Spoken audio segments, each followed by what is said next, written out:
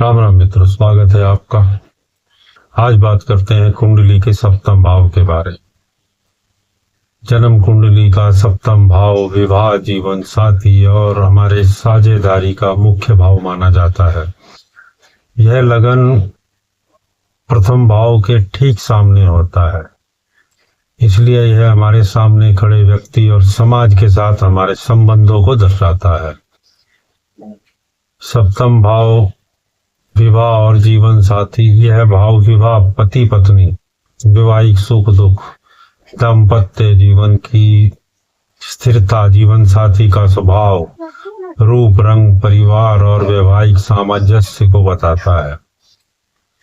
विवाह जल्दी होगा, विवाह देरी से होगा, शादी टिकेगी या दूसरी शादी होगी, अलगाव तलाक हो सकता है, नहीं हो सकता है। ये सारे संकेत भी इसी भाव से देखे जाते हैं। यदि पंचम भाव, जिसे हम प्रेम संबंधों का भाव कहते हैं, और सप्तम भाव विवाह का आपस में संबंध बन जाए, जैसे समझो पंचम भाव में, हमारे कुंडली के पंचम भाव में 10वीं राशि आ गई। 10वीं राशि किसकी है? शनि की, और शनि बैठ गया सप्तम भाव में। अब ये प्रेम विवाह का योग कहलाता है। इसको आप लव मैरिज के योग बनते हैं। सप्तम भाव की स्थिति बताती है कि प्रेम विवाह सफल होगा या संघर्षपूर्ण होगा। ये सप्तम भाव में जो ग्रह बैठे हैं उनके ऊपर डिपेंड करता है। यह भाव बिजनेस का भी है। हम यहाँ से पार्टनरशिप देखते हैं ना, हमारा पार्टनर, बहुत सारे पार्टनर, पत्नी हमारी पार्टनर, बिजनेस पार्टनर, हम कोई परिवार करते हैं, संयुक्त परिवार है हमारा, या व्यापार करते हैं संयुक्त, कॉन्ट्रैक्ट एग्रीमेंट और सार्वजनिक व्यापार को दर्शाता है। यह अगर यह भाव मजबूत है तो साझेदारी में लाभ मिलता है, कमजोर हो तो धोखा या विवाद हो सकता है। भी सप्तम भाव से मिलते हैं, विशेषकर जब इसका संबंध द्वादश भाव या राहु से बने। दाम्पत्य सुख, हमारा जीवन का शारीरिक आकर्षण, कामेच्छा और वैवाहिक सामंजस्य हमारा बैठेगा या नहीं बैठेगा, इसी भाव से देखे जाते हैं। यहाँ स्थित ग्रह वैवाहिक जीवन की गुणवत्ता तय करते हैं। कोर्ट कचहरी, कानूनी मुकदमे, अनुबंध, सार्वजनिक विरोध या खुले शत्रु का विचार भी सप्तम भाव से किया जाता है। विवाह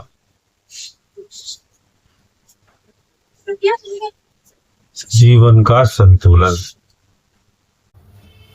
यह भाव बताता है कि व्यक्ति दूसरों के साथ तालमेल कैसे बैठाता है। अहंकार अधिक हो तो दाम्पत्य जीवन में संघर्ष होता है। अगर संतुलन हो तो जीवन सुखी होता है।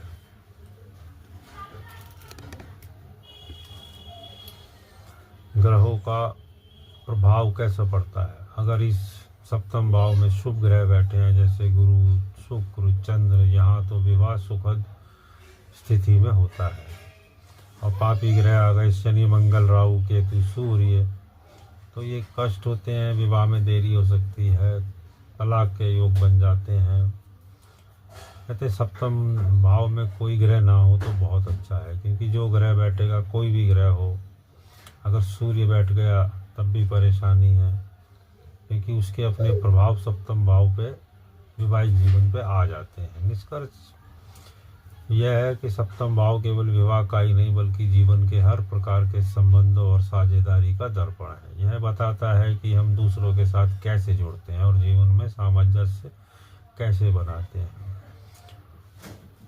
तो कुल मिला के निष्कर्ष यही है कि सप्तम भाव में कोई ग्रह ना हो तो ज़्यादा अच्छा है, वरना सप्तम भाव से जुड़े हुए रिश्ते का जो इंटरफेयर है वैवाहिक जीवन में आ ही जाता है, और उसका इंटरफेयर आया नहीं तो फिर घर में कलेश झगड़े चालू हो जाते हैं। फिर मिलेंगे अगले वीडियो में किसी और भाव को लेके। कैसा लगा आपको बताना, कमेंट करना, लाइक करना। जय श्री राम।